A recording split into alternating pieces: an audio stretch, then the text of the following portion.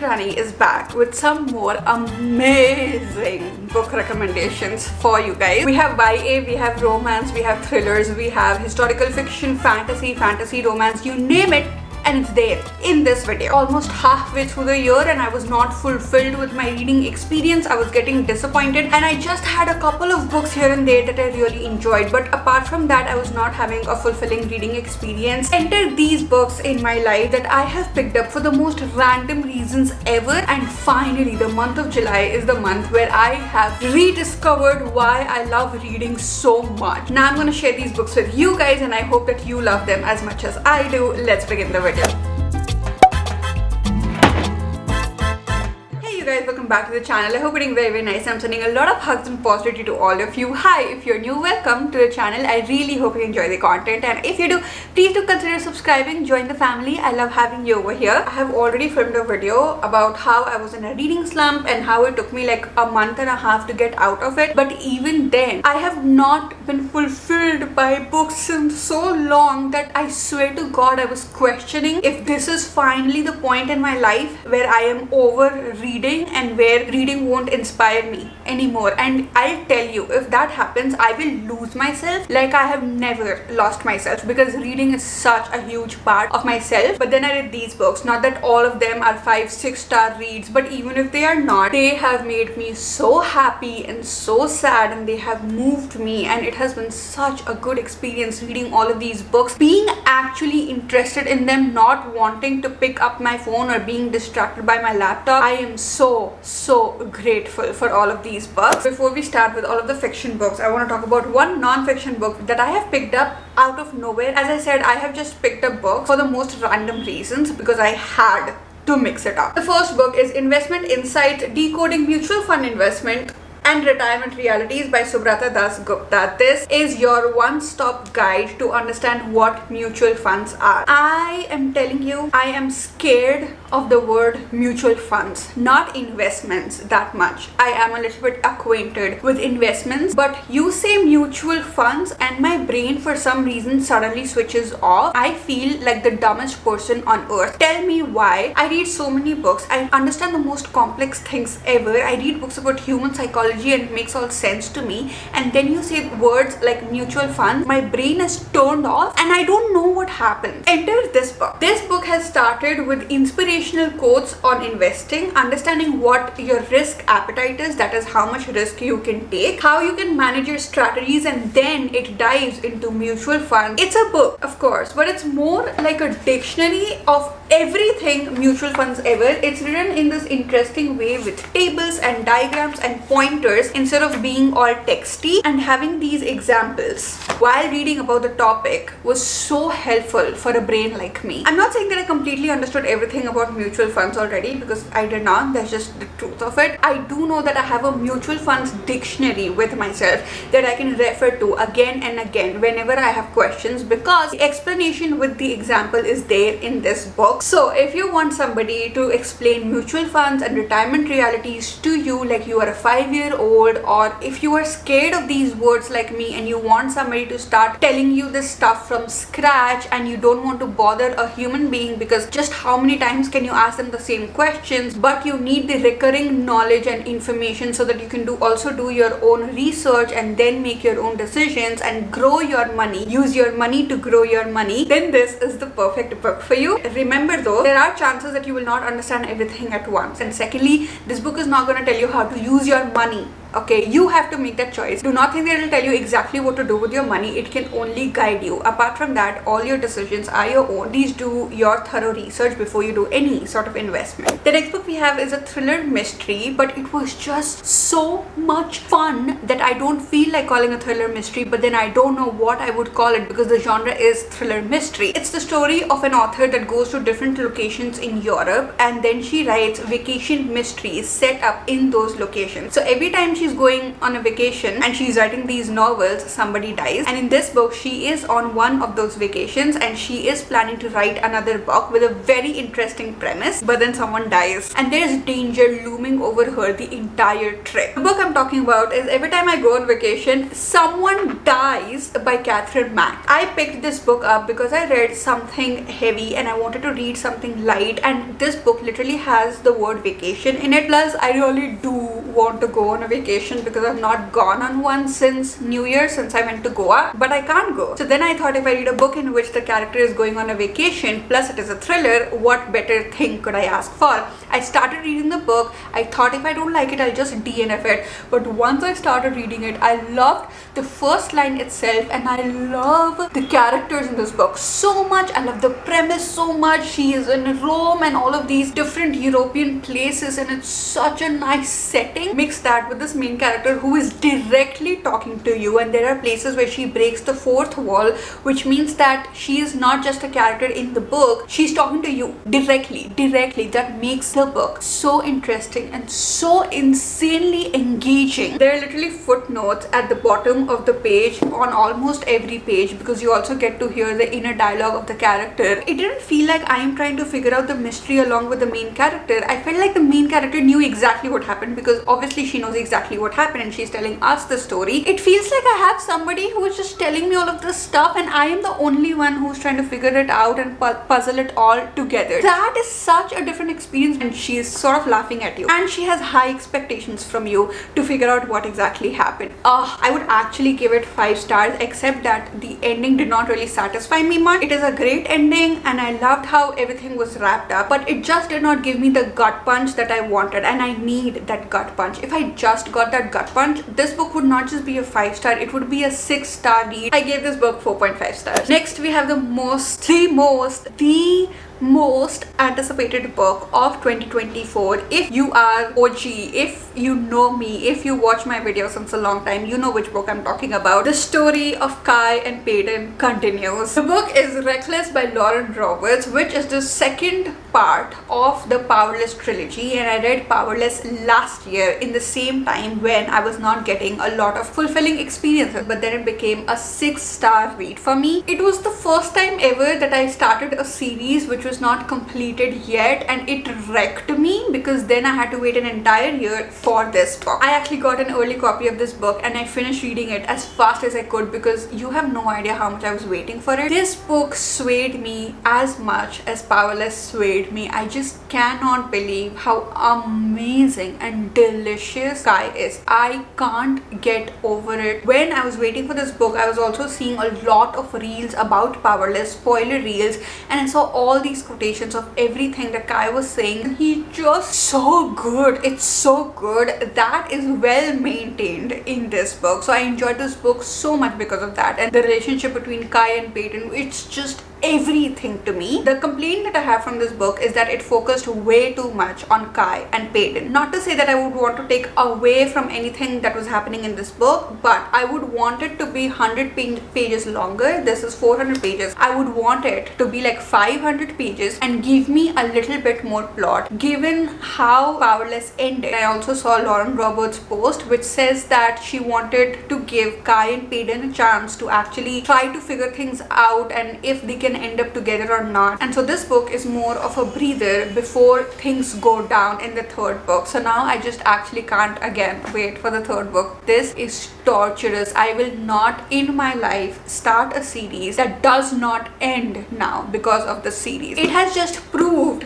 my entire concept right, that you shouldn't read a series before all the books are out, because I'm just spending my life waiting for a book. That's what my life is. I do have a reading vlog also for this book coming up, so stay tuned for that. Next I have another one of those books that's gonna stay with me forever, and when I say forever, I literally mean till the end of my life, and you will see the reason why. This is the story of Daphne, who has not really cared about friends and building relationships with other people, except that now it's her 70th birthday and she's all alone in her house, and the only things that she talks to is her houseplant plans, and the only thing she does is stalk her neighbors on a website. When she ends up alone on her birthday, she feels like she needs to make a change, and so she goes on this journey to find friends. The reason I say that it's going to stay with me till the end of my life is because all I genuinely want is I am 70, I am capable enough to still read, I am capable enough to have time, I have this book with me, everything is just comfortable and perfect, and it all comes together so that when I'm 70 I reread this book because I like it so much at freaking 25. I don't know how much I will like it when I'm 70 and I can actually relate to these characters. The book is How to Age Disgracefully by Claire Pooley.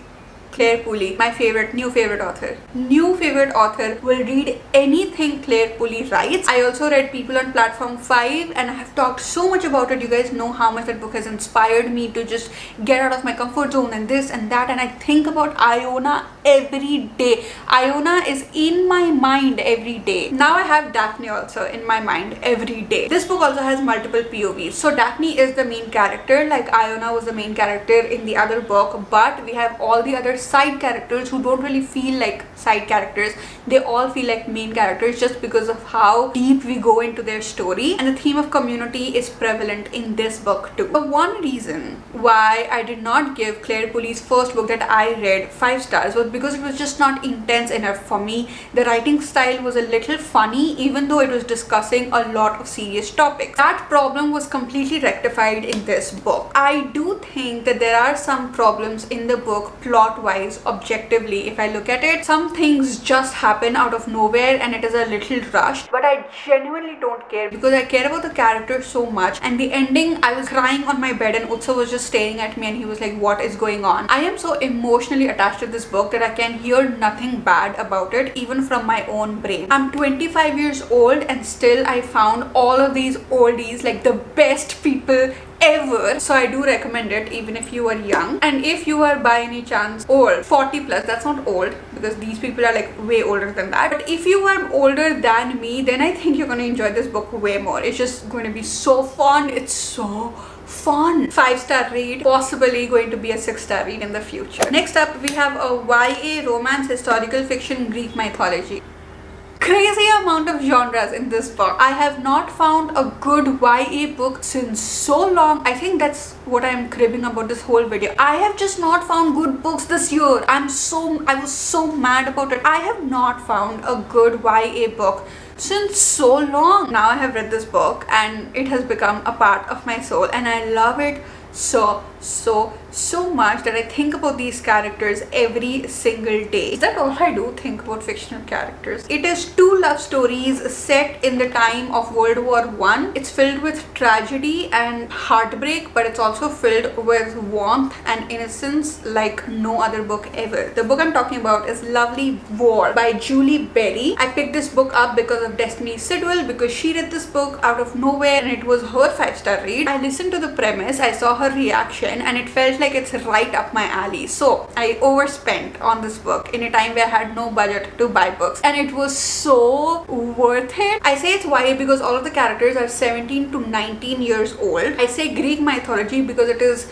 narrated from the perspective of Aphrodite, who is a Greek goddess, and multiple other gods, and they play a huge role in the book. I say it's romance because it's romance. What else did I say? And I say historical fiction because of the time that it is set in. It's so easy to read, but what caught my heart the most, because of which I've cried so much throughout this book, not teary-eyed cried, I did not howl my heart out, but I was constantly teary-eyed because it is so innocent. There's no spice in the book. That already adds to the innocence. These are the most pure characters that I have ever read. They are so pure and they're so beautiful and they're so tender and innocent and it's adorable. I don't know how else to explain the vibe of the book. It's thick, it's floppy. I love holding this book and I am so glad that I invested in it. There are tons of quotations that I've highlighted. The way it broke my heart in some places was crazy. Highly recommend this book as soon as you can read it. Next we have another thriller, and yet again this book was way more interesting to read for the entire book instead of just figuring out what happened in the end, because the main character is so interesting. It's funny and it also discusses a lot of traumatizing, intense crimes that happen against women, how it is depicted by the world around them. The book is Listen for the Lie by Amy Tintera. This is the story of Lucy Chase. She is not exactly convicted for a murder, she was not caught for a murder, but her best friend died. 5 minutes later, you see Lucy Chase with blood all over her body, and that too her best friend's blood. So even if she is not in jail, everybody thinks and everybody completely believes the fact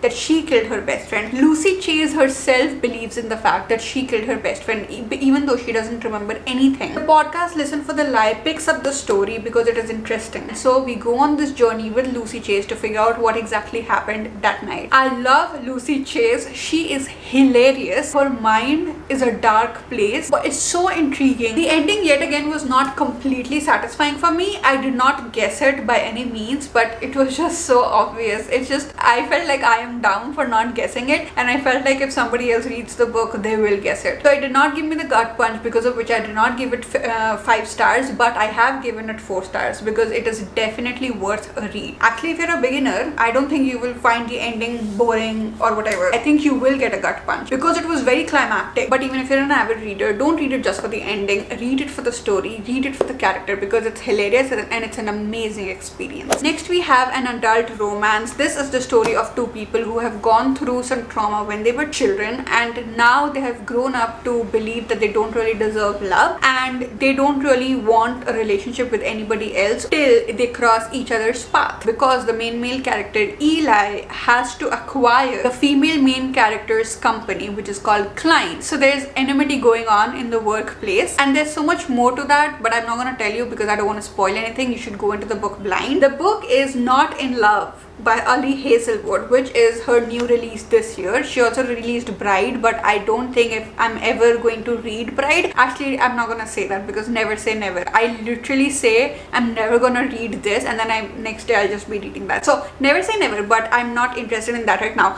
I was very interested in this one. It is the spiciest book that I have read by Ali Hazelwood, and Ali Hazelwood herself warns us in the beginning of the book with a note, but it's because the 2 characters really do not know how to express themselves. Did I enjoy it though? Completely. I just love stories of 2 people who feel like they're not good enough for love and who feel like they don't really deserve a relationship, because then these 2 people who are completely traumatized, you see them coming together and also healing each other in the process. I love that healing journey so much. That's what happened in this, and I enjoyed every part of it. Also, I feel like it's the best written book by Ali Hazelwood. The characters don't seem completely two-dimensional. They have so much more depth to them, and I think this is the first time that I love the main female character of an Ali Hazelwood book, because I have not liked any female character except her YA romance.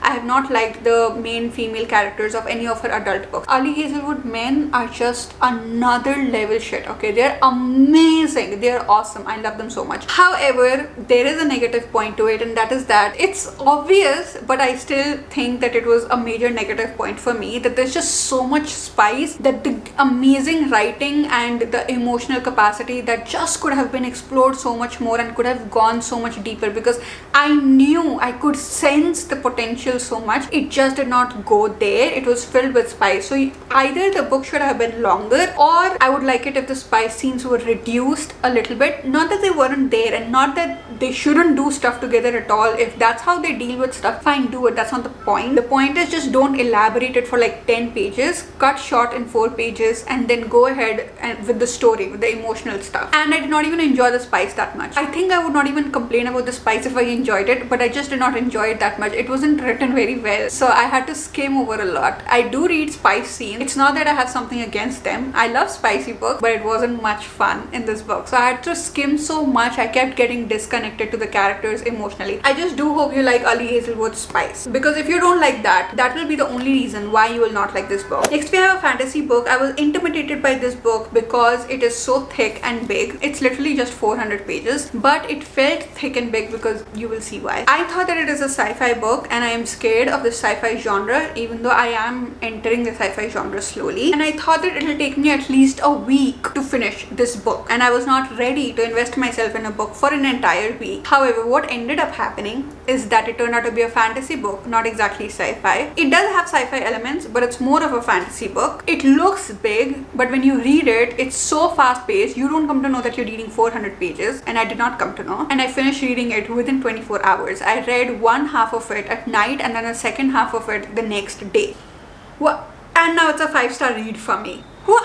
How does this stuff happen with books? I just don't get it. I can never gauge stuff and I can never predict what a book will be like. That is the best thing about reading books. You will never know what's going to happen once you start reading a book. The book is The Book of Doors by Gareth Brown. This is the story of the Book of Doors. If you have the book, any door is every door. An old man dies in a bookshop or a library and he gives the Book of Doors to the main character. Cassie does not understand why the old man would give her that book, and she also does not understand the book at all, and then she discovers what it's like. But the Book of Doors is also being hunted by people who would use it in the worst ways possible. I am only going to tell you that because that's all I knew when I was getting into the book, and honestly not that interesting to me. I thought it's a thriller, sci-fi thriller. It is so much more than that. The characters amazing. Because there are multiple POVs, you can actually get into the head of everyone, so you know them very well. The pacing is literal gold. You see a gold shining in this book? Yeah, that's the pacing of the book. The fantasy element was described in the perfect way where it did not feel for 1 second that I'm consuming information. It's a book about books, which is always the best thing ever, and it kept me hooked till the last page. I am in love with this book. If there is one book that I would want you to, no matter what, pick up, no matter what your genre preference is, even if you've never read fantasy before, if you want to start with fantasy, whatever, if you don't want to read a romance, the one book that I would tell you to pick up from this entire pile is this book, because I love this book and I am obsessed with this book, and I am so grateful that I have this edition of the book. Just look at it, okay? It just looks so big and scary, but I read it in 24 hours. I'm not saying that I have the fastest reading speed, okay? Because I genuinely don't, because it shouldn't even take me that much time then if my reading speed was too high. It's only because this book grabbed my attention like crazy. I forgot about the world around me. I was totally into the book. That feeling is god level stuff. So if you want to escape reality, this is your book. This itself is the book of escaping reality. I am so obsessed. I just want to keep talking about it. Seriously, I love it.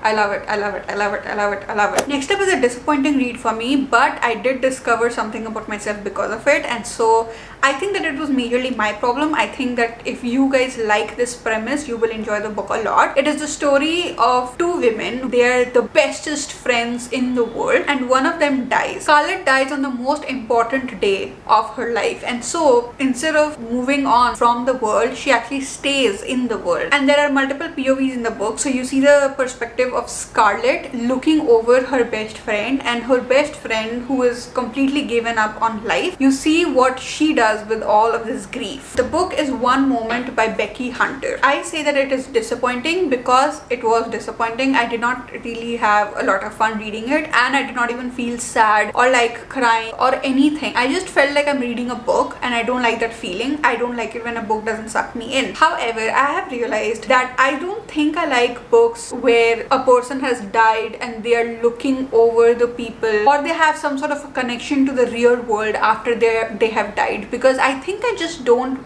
believe it. My brain doesn't compute it properly. I'm saying this because I read You've Reached Sam. That book is so popular and so many people like it, and it was supposed to be sad, but I was not sad at all. I just kept reading it like a book. I read another book which is called Phone Box at the End of the World, where you could talk to the people that have died. This one also, she had a connection to the real world, and I don't get it. If you like stories like this, I think you will enjoy the book a lot, because I think objectively that the writing was really good, even if it did not connect with me. And The Friend That's Alive, her story was really inspiring. Next up, we have a historical fiction or a literary fiction. I already have a reading vlog on it. I'll put the link in the description if you want to check it out. I bought this book because I read one quote on Instagram and it moved me so much that I was like, I need the entire book. Sometimes I read quotes on Instagram everybody does, and you know how you're like, oh, this quote is so good, so you will save it or you'll make it your wallpaper, whatever. I read this quote and I was like, oh, this is such an interesting quote, but it's from a book. So I was like, if it's from a book, then there may be so many more quotes in the book and the story may be so interesting that I should just get the book. So I got it and I made a YouTube video because I thought it was a cool idea to make a YouTube video, but it just wrecked me like crazy. I did not expect to have the experience that I had. This experience also taught me to just pick up books without any expectations of what it'll do for you, because sometimes books surprise you and it is the best feeling ever. So I do want to read the popular books that I see on Instagram or whatever, but I also want to read books that are not very popular. For example, this book, not very popular. This one I saw Destiny read it, but apart from that I've never seen it. And there's another book which I'm going to talk about after this book, which was a random book, but I love it so much. Anyways, I'm off track here. The book is The Four Winds by Kristin Hannah, which is the story of this one character, Elsa. Her family thinks that she is not good enough. They make her feel incompetent and crazy and ugly. Even then, Elsa tries to gather up the courage to be a brave woman, because that's all she wants. She wants to be a brave woman. But one action that she takes ends up tying her up into something messy, and then her entire life is basically messy. The setting of the book is in the 1930s when the Great Depression in America was going on, and the Dust Bowl phenomenon, which you can Google and you'll know more about it, but you can also read the book and you'll know more about it, because I came to know about it because of the book. And you see what Elsa does and what happens to her life through all of these tragedies. I was so connected to Elsa that I just wanted her to have a good life, and I'll never ever forget Elsa. I think that if you liked the book A Thousand Splendid Suns, you will enjoy this book a lot because of the female friendship aspect of it. And Kristin Hannah just has this quality in her writing, just this thing that she writes so simply, and she doesn't get into the details a lot of like the environment and the setting, but she conveys all of the emotions in a way that it just straight up pierces your heart. So if you're looking for an emotional read that will probably make you cry, read this book. Next we have another adult romance. I finished reading this book and it took me by surprise. Obviously I've already gushed about it enough, but it was so intense that I just wanted to refresh myself with a romance book. And so I went to my library, which is my bookshelf, and I was just looking for a nice light romance read, and I have read almost all of the romance books that I have on my shelf, which is scary to me actually. I want to buy more romance books except these books, and I keep reading these books, and it's been on my shelf since almost 2 years at this point. So I thought maybe this is the point where I pick this up because it will be an unexpected choice. It was, and it has left me floored. I have swooned and giggled like a teenager. How have I not read this book before? Why is it sitting in my shelf since so long? But again, I think it was just the perfect time to read the book. It is the story of Andy, who has had her trust violated by somebody in the past to a point where she is now anxious all the time about the dangers that surround her. And on the other hand, we have Hill, who is a firefighter, but he lost a part of his leg, and after that his partner left him, and so now he doesn't have a love life, he doesn't have a work life, he's 31 and he does not know what to do with his life. All of these things have left him with severe PTSD. These two people are each other's neighbors and they don't talk to each other ever, except one day Hill thinks that somebody has broken into Andy's house, and so he cannot just stop himself from going to her house and saving himself and being a hero. That's how they meet for the first time, and the story goes on from there. The book I'm talking about is What If You and Me by Ronnie Lawrence. This is actually the second book in this series. The first book is Yes and I Love You, and the third one is For You and No One Else. They're companion novels, so I knew that I did not have to read these books back to back, because who cares, you just read the second book if you want to read the second book. So I read the premise of all of the books and I found this one the most interesting for my mood at that time, and it turned out to be one of the best romance books I have ever read. Not in a way where there were a lot of quotable lines or where there's so much more going on than the romance. No, it is a simple cut to cut romance story of these two people. The book focuses on these two people so much. It doesn't really dive deep into other topics and there's not much commentary going on, nothing like that. It's a proper romance book. Two people who are traumatized and they feel like they cannot be with somebody else, but then they come together and they heal each other, and it is such a beautiful journey, except that it is not very intense. It's fun to read. The way they make exceptions for each other, there is no M of miscommunication in this book. That just filled my heart with happiness. And if you are a woman and you have these constant fears of what happens once you go outside and you're scared, because just every woman is, it's just how it is, Hill is going to be the best man ever, because he never dismisses Andy. He never tells her to just get over it. He never tells her that no, you still have to do things despite that shit. Nothing. Andy also is such an amazing character, and the way she helps him, it's amazing. It also has spice in it, and the kind of spice that I personally enjoy, because it does not take away from the story, and all of the mental and emotional aspects are still there even when the physical stuff is going on. The way they make each other feel and the safety that Andy feels with Hill is just